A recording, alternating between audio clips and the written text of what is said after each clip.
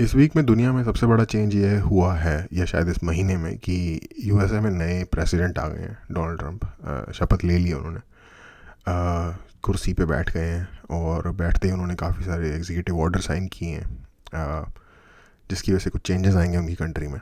पहले तो मुझे लगा कि इस बारे में कोई बात करने का मेरा मतलब नहीं बनता, क्योंकि आई मीन न्यूज़ तो हर किसी को पता चल ही जाएगी, इसमें ऐसी क्या ख़ास बात है। मैं अभी देख रहा था कि क्या क्या कुछ चल रहा है, तो नीचे काफ़ी सारे कमेंट्स मिले हमारे देशवासियों के। उसमें ब्रूट का चैनल था, तो ब्रूट में तो हमारे ही देशवासियों के ज़्यादातर कमेंट होते हैं, और उनको पढ़ के ऐसा लगा कि बहुत सारे लोगों को थोड़ी सी या तो सरप्राइज़ हो गए हैं जो ये डिसीजन सुन रहे हैं उससे, या उन्हें लग रहा है कि ट्रंप कोई बहुत बड़ा बंदर है। आई मीन उन्हें लग रहा है ऐसा जिसके हाथ में अदरक आ गया है, और वो अदरक से जो काम लेना चाहिए उसके बगैर बगैर कोई और काम ले रहा है, उसके बजाय कोई और काम ले रहा है। तो वो मजाक उड़ा रहे हैं ट्रंप का, या फिर डिसीजंस का, या फिर ओवरऑल सिचुएशन का। तो वो जो वीडियो मैं ओरिजिनल देख रहा था वो तो मुझे नहीं मिली, बट उससे सिमिलर ही एक और वीडियो मुझे मिली है, तो वो वीडियो देखते हैं और साथ साथ कुछ क्लैरिफाई करने की कोशिश करेंगे इस सारे डिसीजंस जो उन्होंने लिए हैं उनको, कि क्या उसके पीछे मोटिव हो सकता है। What is Donald Trump planning to do on his first day in office? Let me explain. Throughout his recent presidential campaign, Donald Trump made a series of promises about what he would enact on day one of his presidency. Trump's day one plans include a number of immigration actions. He asserted that he will begin his presidency by launching the largest deportation program in American history to remove undocumented migrants from the country. Trump has stated that he will move forward with these plans regardless of cost, confirming on Truth Social that he is prepared to declare a national emergency and will use military assets if necessary.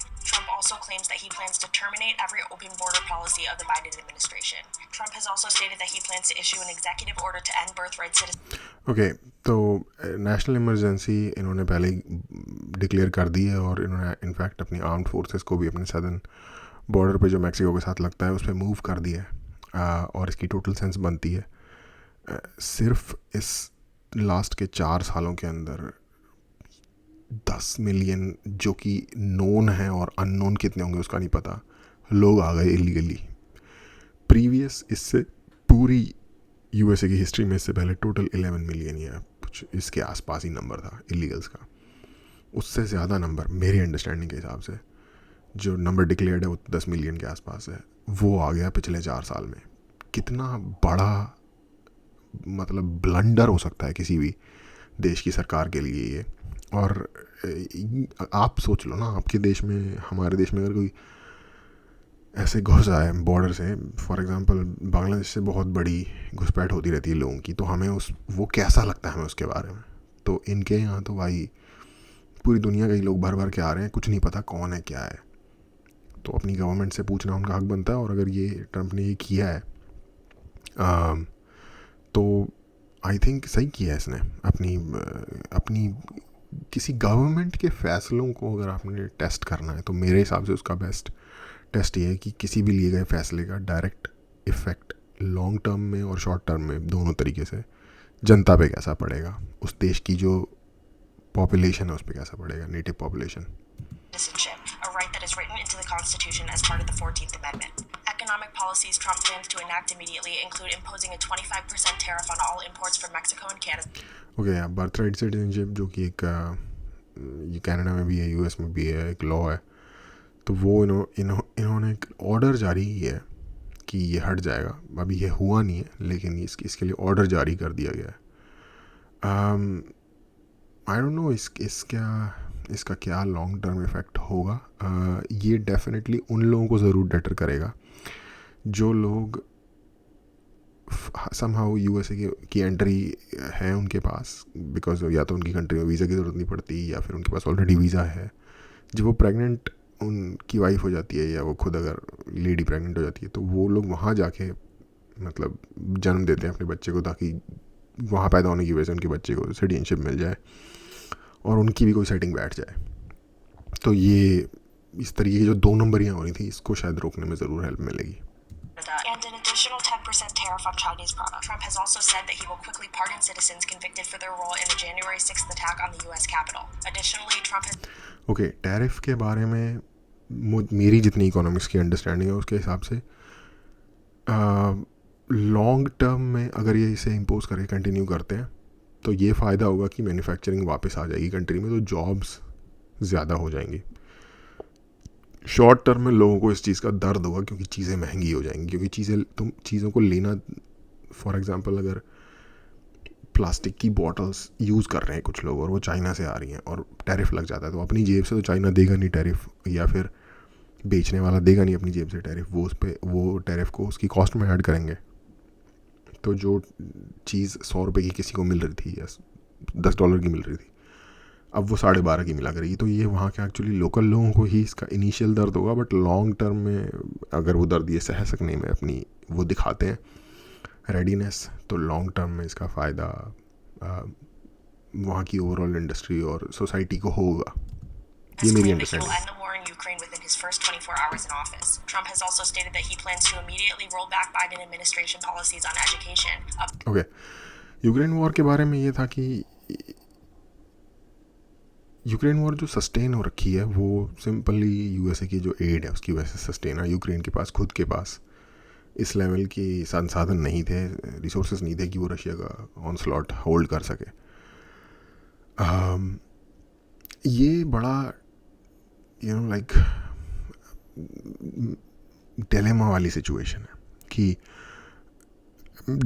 इसमें dilemma एक side पे ये है कि अगर तो आप help करते रहते हो यूक्रेन की, तो उसमें दो नुकसान है। एक तो अपनी इकोनॉमी से पैसा निकाल के आप उनको दे रहे हो जिससे कि लोगों पे बर्डन आ रहा है क्योंकि टैक्स मनी होती है वो। दूसरा इसमें यह है कि जब तक आप उनको पैसा देते रहोगे लोग मरते रहेंगे क्योंकि रशिया के पास बहुत ज़्यादा रिसोर्सेज हैं इस लड़ाई को कंटिन्यू करने के लिए मुकाबले यूक्रेन के, या फिर यूक्रेन की जब हेल्प भी कर रहे हैं यूएस और यूरोप मिल के।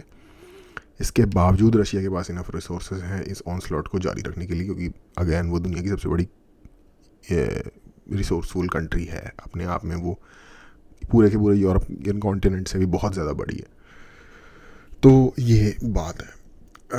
अब इसमें ना देने में ये है कि फिर आप इतने जो वहाँ पे लोग मरे, इतने लोगों ने जो कुर्बानियाँ दी अपने लैंड को बचाने के लिए, वो कहीं ना कहीं रशिया ने अग्रेशन दिखाया है, हमला किया है अपने एंड से। तो उस चीज़ के आगे जो झुक जाना है वो एक सही प्रेसिडेंट सेट नहीं करता। तो ये एक डिलेमा है। अगेन अगर हम अपना वही वाला रूल ऑफ थंब यूज़ करें कि यार लोगों का भला किस में हो रहा है, तो लोगों का भला तो लड़ाई रुकने में ही होगा। किस कंट्री के पास कितनी लैंड है, at the end of the day इंसान की ज़िंदगी पे रोज़मर्रा में वो फ़र्क नहीं डालता। वो मोर ऑफ हमारे दिमाग में जो अंडरस्टैंडिंग होती है चीज़ों की उसके हिसाब से होती है। तो ये है। अब इसको आप जैसे मर्ज़ी ले सकते हो। आपके लिए इंसानों की जान ज़्यादा इंपॉर्टेंट हो सकती है, वॉर ना होना ज़्यादा इंपॉर्टेंट हो सकता है, पर आपके लिए सही के लिए लड़ना भी ज़्यादा इंपॉर्टेंट हो सकता है। तो वो आपकी खुद की चॉइस होगी, हर इंडिविजुअल की इसमें अलग राय होगी। Abolish certain government agencies and fire thousands of government employees in radical attempt to reshape the federal government. Regarding environmental policy. Okay, ये इन्होंने बहुत सही काम किया। ये जो इनके यहाँ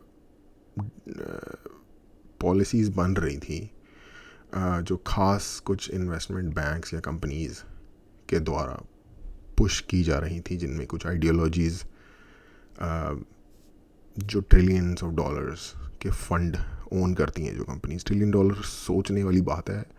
$1 ट्रिलियन अगर आपके सामने आ जाए तो शायद मैंने एक बार हिसाब लगाया था बहुत पहले, लगभग 70 या 80 ट्रकों को पूरा भर दिया जाए अगर नोट से, तब जाके $1 ट्रिलियन बनता है। बट एनीवे, तो ऐसी कंपनियाँ हैं जिनके $1 ट्रिलियन प्लस के जिनके फंड्स का साइज़ है, और वो क्योंकि बड़ी कंपनियों में बड़े इन्वेस्टर यही होते हैं, तो ये उन कंपनीज़ को अपनी ये जो DEA की पॉलिसी है, डाइवर्सिटी इक्विटी वटेवर जो भी इनका होता है, वो पुश करते हैं इन कंपनियों के थ्रू, अपनी इन्वेस्टमेंट की पावर के थ्रू। और उसकी वजह से पूरा का पूरा लाइक सोसाइटी में एक तरीके का चेंज आ रहा है जो कि अननेचुरल है। और वो चीज़ फिर ये एजुकेशन में भी पुश करने लग गए थे, post modernist whatever, cultural Marxist, जो भी आप उनको कहना चाहो, वो लोग। उसकी वजह से उनकी ओवरऑल सोसाइटी को बेसिकली इंटरनल डीके हो रहा था, इम्प्लोड हो रही थी सोसाइटी। और लोग ये सब कुछ देखने के बावजूद भी कुछ कर नहीं रहे थे, गवर्नमेंट कुछ कर नहीं रही थी, क्योंकि जो लोग पुल करते हैं गवर्नमेंट के स्ट्रिंग्स वो इसके फेवर में नहीं है। अब नई गवर्नमेंट आई है तो इन्होंने सबसे पहले ये कांड जो है, लोग इससे तंग आए हुए थे और इसके ही अगेंस्ट ट्रंप ने प्रॉमिस किया था कि मैं ये करूँगा, तो लोगों ने इसी चीज़ के लिए वोट दिया था और उसने उसके ऊपर आते के साथ ही अपने एंड से एक्शन लिया है, जो कि आई टोटली अग्री कि उसे ऐसा ही करना चाहिए था। Trump said, I want to drill, drill, drill. Trump believes that increasing U.S. oil production will significantly decrease energy costs, and plans to discourage the purchasing and production of electric vehicles that he claims the Biden administration was trying to mandate, though no law is in place that requires citizens to buy a certain type of car. Trump has also stated that he will ensure that... Okay. Drill वाली हमने जो बात है उसमें यह है कि America जो है दुनिया की सबसे बड़ी लार्जेस्ट ऑयल प्रोड्यूसिंग कंट्री बन गया था बाइडन के आते वक्त, क्योंकि इन्होंने फ्रैकिंग फुल ऑन शुरू कर दी थी। अमेरिका में बहुत बड़े बड़े ऑयल के डिपॉजिट्स हैं, अमेरिका में भी और कनाडा में भी। अमेरिका में नॉर्थ डकोटा और साउथ डकोटा की जो स्टेट्स हैं, यहाँ पे टेक्सास में, हडसन बे कह रहा हूँ, हडसन बे तो कनाडा में, गल्फ ऑफ मैक्सिको में, इन सारी जगहों पे बहुत सारा ऑयल डिपॉजिट है। बट उसका एक बहुत बड़ा हिस्सा शेल के रूप में है, या फिर जो रॉक्स के बीच में है या मिट्टी के बीच में ऑयल सैंड्स होते हैं, जो कि बेसिकली कीचड़ है, जो कि जिसमें कीचड़ में पानी की जगह तेल है बेसिकली।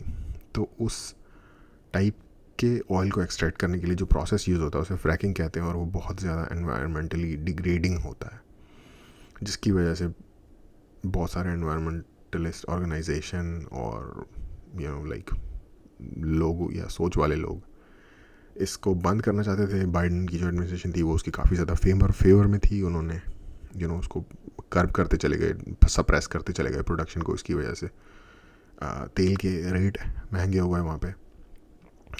एक वक्त में, अगर मैं गलत नहीं हूँ, 2022 के आसपास लगभग कैलिफोर्निया से स्टेट्स में $7 का 1 गैलन मिल रहा था, जो कि 1 गैलन लगभग 4 लीटर होता है, जो कि जनरली $2 के आसपास जिसका रेट होता था। तो 3.5 गुना या 4.5 गुना रेट बढ़ गया। तो आप देख लो कि लोग उससे कितना तगड़ा परेशान हुए होंगे। उसका एक रीज़न ये भी है कि ऑयल प्राइसेस डायरेक्टली इफ़ेक्ट करते हैं हर इंडिविजुअल को वहाँ पे, क्योंकि हर कोई अपनी गाड़ी चलाता है और ज़्यादातर गाड़ियों के इंजन ज़्यादा तेल पीने वाले होते हैं वहाँ के, रिलेटिवली इंडिया या यूरोप की गाड़ियों के या जापान की गाड़ियों के मुकाबले। Transgender women will not be allowed to compete in women's sports and wants to put an end to the promotion of gender ideology and education in the military. He has also said that on his first day as president, he will revoke Biden's policies on gender-affirming care. On January... इसके मामले में ये है कि भाई ये तो निरी, जिसे कहते हैं बदमाशी हो रही थी, निरी लाइक ज़्यादती जिसे कहते हैं हो रही थी। वो जो अल्जीरियन बॉक्सर था जो लड़की बन के आ गया और जिसने लड़कियों को पीटा है लिटरली इस पेरिस ओलंपिक में, जो मर्जी दुनिया की ताकत आके कहती रही कि वो लड़की था, ये था, कोई कंडीशन है, वो मेरा घंटा, मैं नहीं मानता। वो लड़का है, साफ दिख रहा है, पूरी दुनिया आके मुझे कन्विंस करने की कोशिश करेगी, मुझे वो लड़का दिख रहा है भाई, मुझे साफ पता चल रहा है भाई, बोन स्ट्रक्चर ये वो सब कुछ पूरा दिख रहा है। जो भी है, कुछ अगर ऐसा मेडिकल सिचुएशन भी है तो वो उसको तुम अलाउ नहीं कर सकते फिर, क्योंकि उसके पास एक ऐसी एडवांटेज है जो कि लाइक अनफेयर है। और इसीलिए उसने भाई, उस बंदे ने रौंद दिया भाई उसने रौंद दिया पूरा का पूरा बॉक्सिंग का जो अपने इवेंट था, जो अपना जिसमें वो खेल रहा था। रो रही हैं भाई लड़कियाँ कि क्या क्या हो क्या रहा है ये। और मुझे टू बी ऑनेस्ट, जो लड़कियों ने उससे मैच लड़ा, मुझे उनसे भी शिकायत है। मुझे उनसे शिकायत है भाई, साफ हट जाते, बोलते नहीं लड़ना हमें इससे, या हमें इसके साथ मैच नहीं खेलना, ये गलत कर रहे हो तुम। और अगर हम खेलेंगे at the end of the day हम हारेंगे ही, बट हमारा खेलना इस बात का इंडिकेशन हो जाएगा कि हम विरोध नहीं करते तुम्हारे डिसीजन का कि तुमने इसे इंक्लूड किया गेम में। तो ये मेरी उनसे शिकायत है। उसके चक्कर में जो उनकी हार हुई है, कहीं ना कहीं आप कह सकते हो वो डिजर्व करते हैं, क्योंकि अगर तुम मतलब जब गलत हो रहा है, ज़्यादती हो रही है, बेइंसाफ़ी हो रही है, अगर तुमने उसका विरोध नहीं किया तो किसी ना किसी हद तक भाई फिर तुम पे होगी ज़्यादती, क्योंकि दुनिया ऐसी ही है। Sorry to say. Donald Trump said that he plans to issue an immediate executive order that will give TikTok's parent company ByteDance more time to find an approved buyer before a permanent TikTok ban takes effect in the US. What do you... ये कोई इतनी बड़ी issue नहीं है। Even ये freedom of speech का भी issue नहीं है। लोग इसे काफ़ी बोल रहे हैं टिकटॉक के बारे में कि फ्रीडम ऑफ स्पीच का इशू नहीं है, मेरे को गवर्नमेंट नहीं बोल सकती कि हम क्या कर सकते हैं और क्या नहीं कर सकते। गवर्नमेंट तो मैं बोल नहीं रही, गवर्नमेंट कंपनी को बोल रही है, ठीक है। तो इस मामले में मैं बहुत कम ऐसे सीन्स होते हैं जब लगता है कि यार इंडिया की गवर्नमेंट डिसाइसिव है और इंटेलिजेंट है, उन्होंने उठा के बंद करके मारा, ठीक है। ये क्योंकि बिजनेसमैन है तो इसका आउटलुक एक प्रॉफिट और मनी के उससे भी होता है, तो ये सोच रहा है कि यार ये अच्छी चीज़ है, एंटिटी है, मनी प्रोड्यूसिंग एंटिटी है, तो इसको मैं ऐसे जाने क्यों दूँ, तो इससे मैं पैसे ही बना लेता हूँ हमारी कंट्री के लोगों के लिए। वो भी ठीक है, चलो खरीद लेते हैं तो अच्छी बात है, तो फिर ये अपने सर्वर्स मूव कर लेंगे यूएसए में। You think of Trump's day one plans? Let us know in the comments. तो ये है कुछ मेरी अंडरस्टैंडिंग। अगर आप लोगों को कुछ इससे कॉन्टेक्स्ट मिला हो तो आई होप कि कुछ कॉन्टेक्स्ट मिला होगा। Thank you.